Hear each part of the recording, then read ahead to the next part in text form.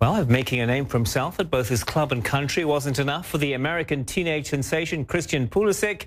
And perhaps the moment he really knew he'd made it was getting his first Panini America trading card. It was released in his honor last summer during the Copa America tournament held over here in the United States. And the 18-year-old will also have his autographed on-card signature in forthcoming releases. I caught up with the Borussia Dortmund and U.S. national midfielder on the eve of his country's crucial World Cup qualifiers, but started off by asking the teen the burning question of the day.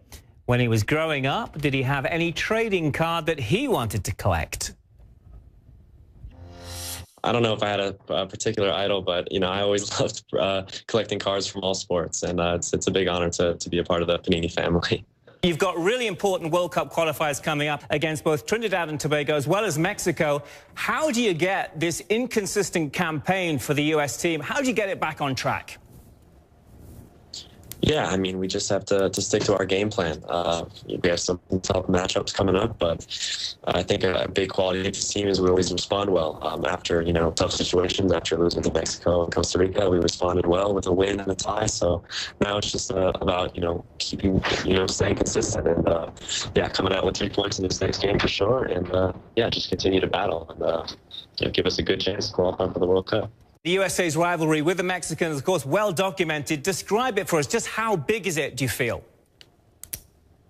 Yeah, of course, it was my first time playing against Mexico, was it earlier this year? And unfortunately, we couldn't come out with the result. But, it really does feel like a rivalry game, and it's our biggest matchup, our biggest rival. So we're just always excited, and it's just when it comes to U.S.-Mexico, it's just something different. So it's an amazing game to play, and I'm really excited to have another chance at it.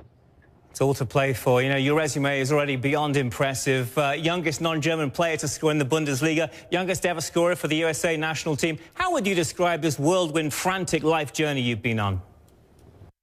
It's been amazing. Everything has happened so fast. Of course, I'm still so young, but I wouldn't change a thing. It really is a dream come true to me. People ask me what it's like, and I can't describe it because it's just everything I've ever wanted. Just being able to play for both club and country, it's just the biggest honor in the world. So I'm just really excited moving forward. You got some great Champions League experience with Borussia Dortmund. I want to take you back. Another terrific accolade, that classy finish you produced against Benfica. That was your first Champions League goal, youngest American ever to score in the tournament. Describe the moment the ball hits the back of the net in that game. Yeah, that moment was truly special. Just playing in the Champions League, and then I had a few chances in games before that, and I was really looking for that goal, and then it's such a big moment to do it in that style. It was pretty special. I couldn't even believe it happened. So obviously, I was just focused on my knee slide and celebrating afterwards. So I was just really happy about that. Where did that moment rank in your career to date? Jeez, it's up there.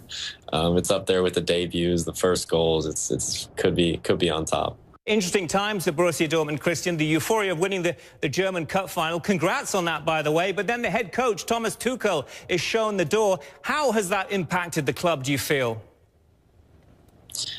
Yeah, it's tough. That's what happens in professional sports. Of course, we had a pretty successful season, but now the coach is gone.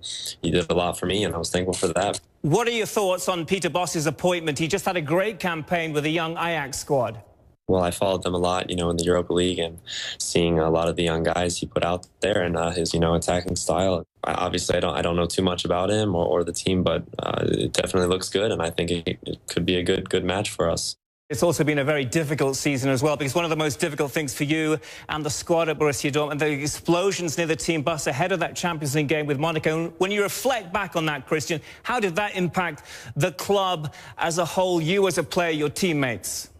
It was really tough. It was definitely a tough week, especially having to play so soon after that. But yeah, just something, it's tough for me to talk about. It's just something you don't wish to happen to anyone. And it was just a tough moment. But now we're lucky we're still here, and we're just thankful to be able to be alive and to play soccer and do what we love every day.